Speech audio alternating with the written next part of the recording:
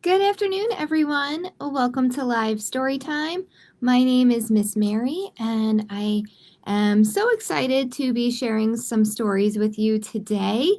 Today, I'm reading stories that are about Earth Day and not specifically Earth Day related books, but books that talk about recycling and reusing and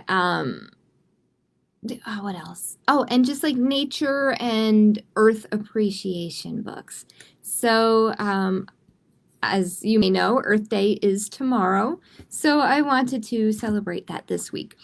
As always, I'm going to just wait a little bit and do some introductions before starting. Wait for some people to arrive, and let's just hold on one second. Okay. If you are tuning in, welcome, and please say hello in the comments so that I can give you a shout out. And just a couple of shout out reminders that I say every week. That there is a bit of a delay when you type in a comment to me. I don't see it right away. So please don't think I'm ignoring you. I promise I'm not. I just haven't seen your comment yet. And also, I just wait till I'm finished with a story to reply to a comment. So, if I'm in the middle of a story and I see your comment come in, which I'll see it, I'll wait till the end of my story to finish. To say hello. But please say hello in the chats, ask me a question, and I will definitely answer you. So, I hope everyone is enjoying the day and has been enjoying. I know we had a rainy day a couple of days ago, but hopefully you've been enjoying this nice weather. And I'm actually going to start today with the book that, the first book I saw that inspired this theme of Earth Day and nature appreciation. This book is beautiful, and I just hope you're able to see how beautiful it is from my screen to yours. So this is called My Friend Earth by Patricia Mclaughlin. Okay.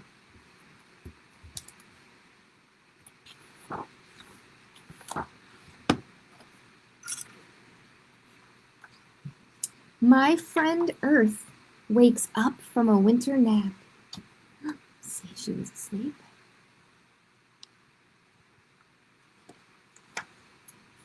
She hears the busy spring sounds, the farmer's hoe tapping in the garden.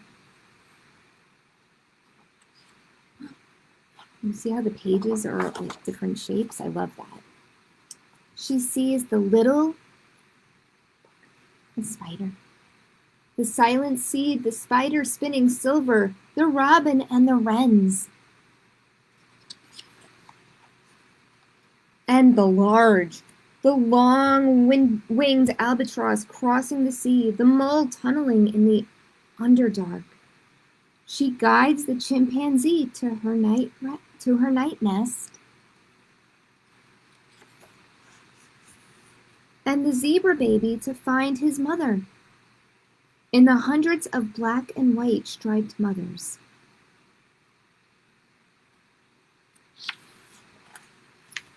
She tends the prairie where sun-dappled wild horses run through grasses that swish against their legs.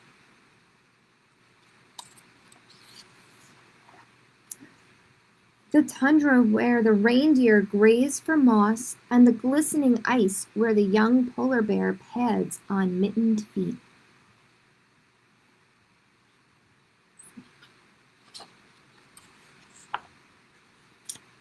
She guards all the creatures in all the oceans, the black manta rays, sleek like shadows, the shining parrotfish, the tiny krill who swim with millions of other krill to look big, and the whales who are big. My friend Earth pours the summer rain to fill streams, flowing down mountains, through the fields, to the rivers, to the sea. Sometimes she pours too much rain, flooding towns and meadows and roads until she dries the land. That's true, sometimes we do get too much rain.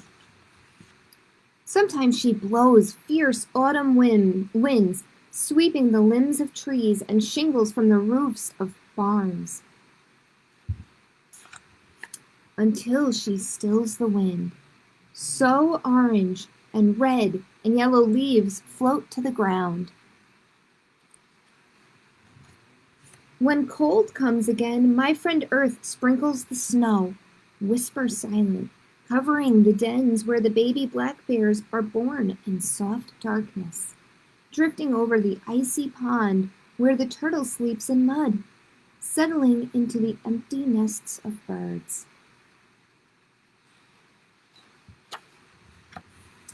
Under the white, the silent seed is cradled in the dark soil, watching.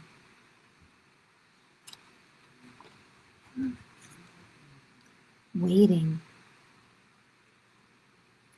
to fly up again in the warm, bright sun of spring.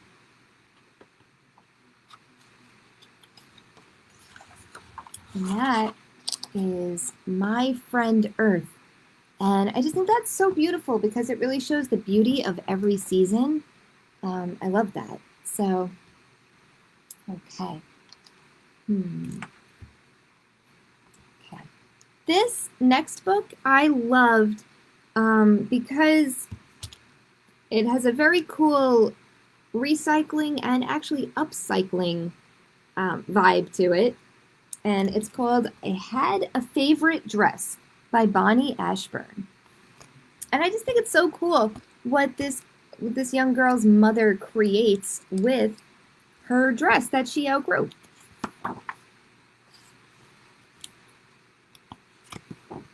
As always, if you're here, please say hello in the chat. I will give you a shout out. Here we go. I had a favorite dress that was my favoriteest dress ever. I wore it every Tuesday because that was my favorite day of the week. Another fun fact, I think it's so funny that Tuesday was her favorite day of the week. I don't know if it's anybody's favorite day of the week, but it's this little girl's. But one Tuesday, I put on my favorite dress, and it was too short. Mama said, so, I couldn't bear the thought of not wearing my favoriteest dress, so I moaned and I groaned, I complained, distraught. You're overwrought, dear, it's clear, Mama said. Don't make mountains out of molehills. Make molehills out of mountains. Well, that wasn't very clear at all, I thought, but why not make something out of my dress? So I asked my mama, Mama dear, and snip, snip, new shirt, hello. Okay, so her dress became a shirt. How cute. It looks so good. And my new ruffly shirt became my favoriteest shirt. And I wore it every Wednesday because that was my new favorite day of the week.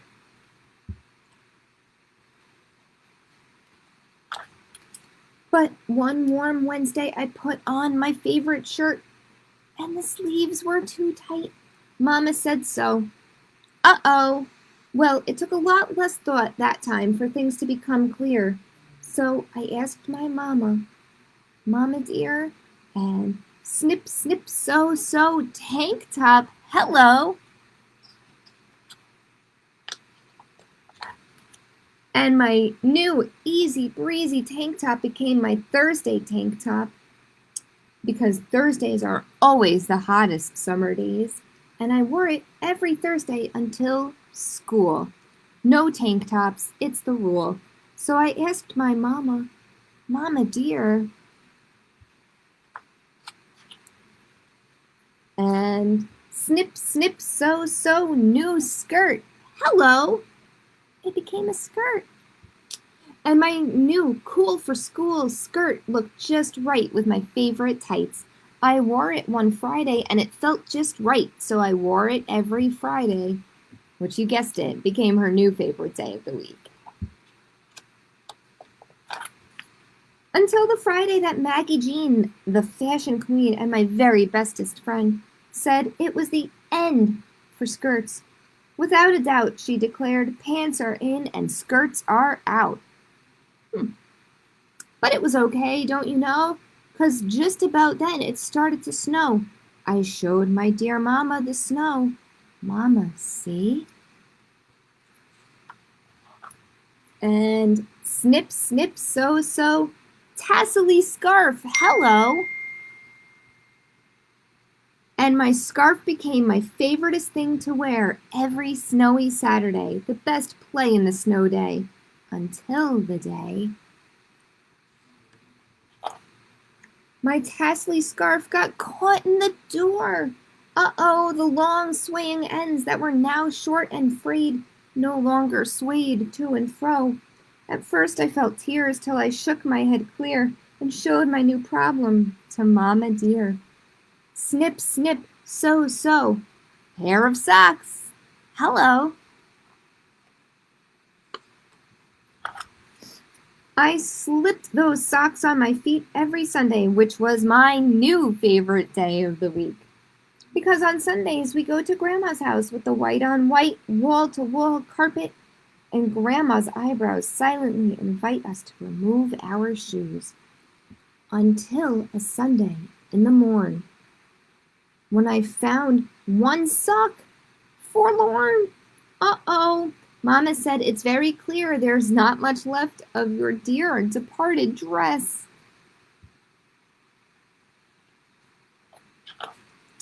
Snip, snip, so, so, pretty hair bow, hello. It held my hair back on the windiest days, on the swingiest swings, and through my twirliest twirls in ballet class.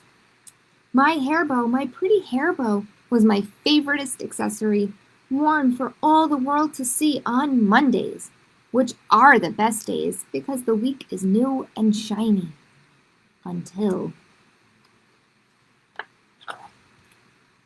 my puppy, my chewy puppy with the tiniest, sharpest teeth in the world has ever seen, chewed my pretty hair bow into the tiniest scraps of fabric I'd ever seen. Oh no.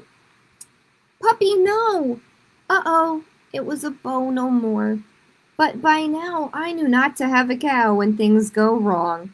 I scooped up those scraps and bits of my Tuesday dress, my favoriteest dress I ever had, and made. What do you think she's gonna make? This! So she made a drawing and she put pieces of her dress on the drawing. Now I can wear my favoriteest dress every day of every season of every year. I showed my Mama, who said, "How wonderful, dear." And she smiled and said something about mountains and molehills again, which still wasn't clear. And then she looked me up and down with squinty eyes and added, "Don't panic, my dear, but I fear those pants look a little too short." Uh-oh.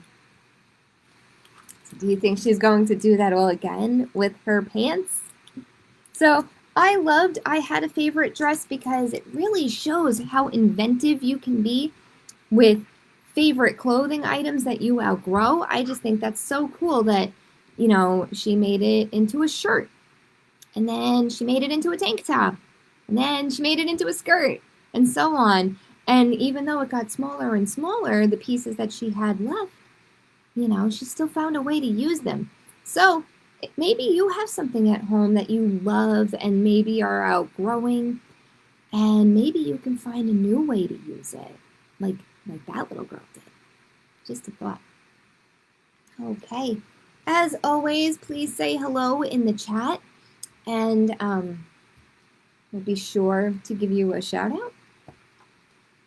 And welcome if you're just tuning in. My name is Miss Mary, and today I am reading stories about Earth Day and recycling and, just being appreciative of this beautiful planet. So this is another book that I really, really loved, and there's a a little bit of a story behind this one. I was searching for all of my books, and I couldn't find this one on the shelf. And I knew that it had to be here because it had just been returned like less than 2 months ago. So I knew it had to be here, and I just couldn't find it. And I looked, the author's last name is Hughes, so I looked all through the HUs.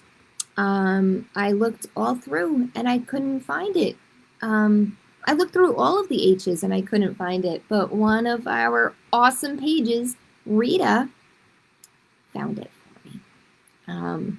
So I'm so excited to be able to read this one to you. It was worth all of the searching.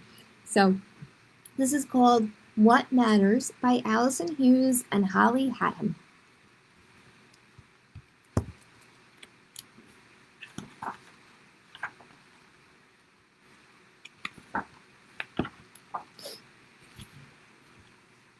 A crumpled soda can lay in the grass, glinting in the sunshine.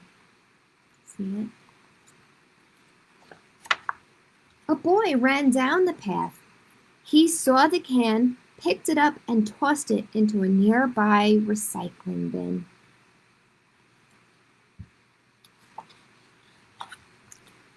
It was only a little thing, a small thing.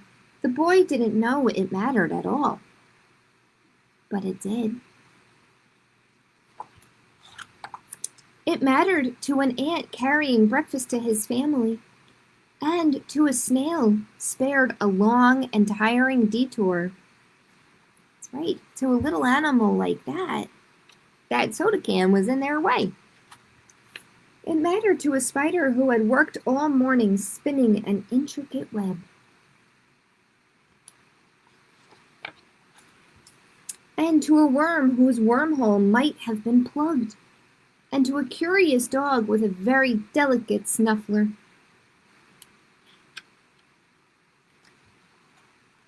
It mattered to a hungry, nibbly mouse who might have gotten sick, and to 2 baby birds with sensitive new eyes. It mattered to 73 blades of grass and to a dandelion that would have wilted. It kept a drain from clogging, which stopped a garden from flooding, which saved the flowers that danced in the breeze.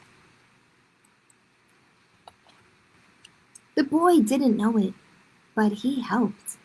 He helped a tiny stream flow more freely to a river, and the river flow more smoothly to the ocean. He helped a tiny crab to scuttle in a clear tide pool, and a big ocean fish to swim in cleaner water. He helped the vast ocean throw one less piece of garbage onto the beach. He made the earth just a little more blue, a smidgen more green. Picking up that crumpled can was only a little thing, a small thing. But it mattered. More than the boy ever knew.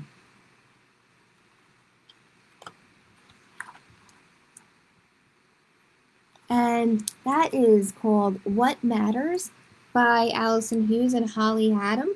Now, I loved that book because, again, this one little boy picks up one little can, and you get to see all of the ways that doing that helped those around him, the animals around him, the insects around him, and how it helped the bigger picture, like the oceans and the beach. And I think that's a great message in a book, because sometimes we can feel like, oh, what can I do? I'm just one person. I'm just one little child. Sometimes it feels like, overwhelming to do things like this, because you think, what is it going to matter? But it matters. Every little bit matters. Everything you recycle, everything that you reuse if you can, it all matters, and it all adds up, and it all shows appreciation for Earth. And that is what we're celebrating today. We're celebrating Earth. We're celebrating Earth Day. And just appreciating every little thing. So don't ever be afraid that you won't make a difference, because you will. Everything that we all do makes a difference. So this is a book called Only a Tree Knows How to Be a Tree by Mary Murphy. And this might be my last book of the day. I'm not positive yet. I have one more, but I'm not sure if I'm going to read it.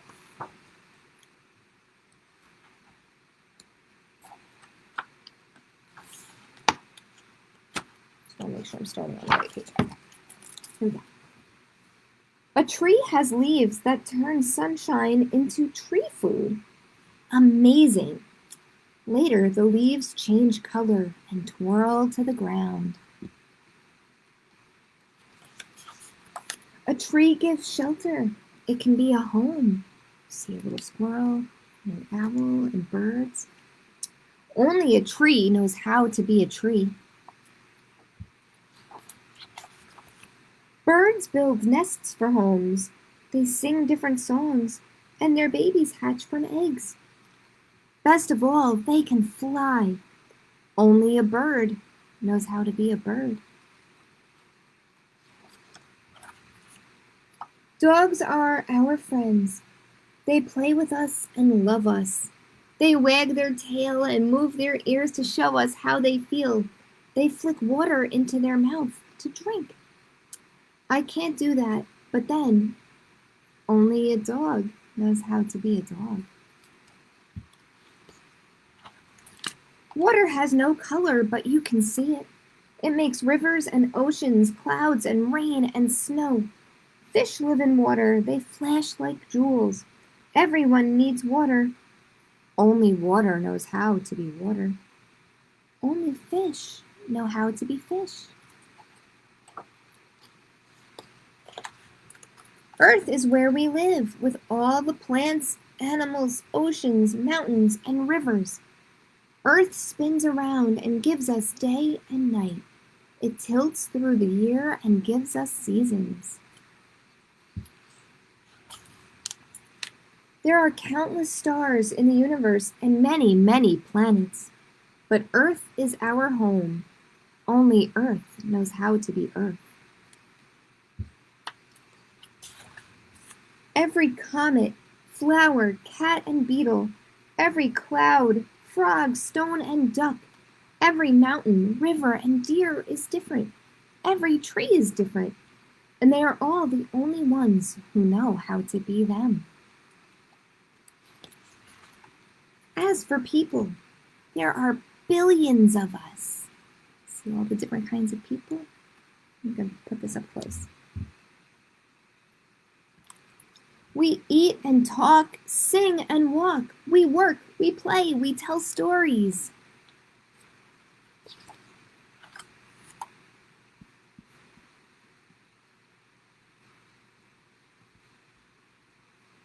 Every person has their own thoughts in their head and their own feelings in their heart. Every single person is different, and only they know how to be them.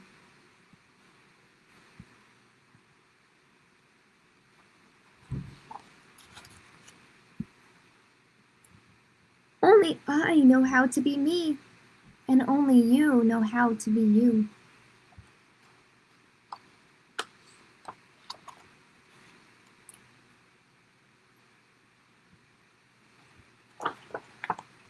And that is only a tree knows how to be a tree. So that's right. I only know how to be me, and you only know how to be you. And that's perfect, because we're all together in this world, and we all have different things to share and to give. So I do think that is going to be my last story for today. It's strange, I can see that I have 2 comments, but they're not showing up for me. So my apologies to whoever commented. Let me see if I can click on something. to see. No, I'm not seeing the comments. So I apologize for not seeing your comment.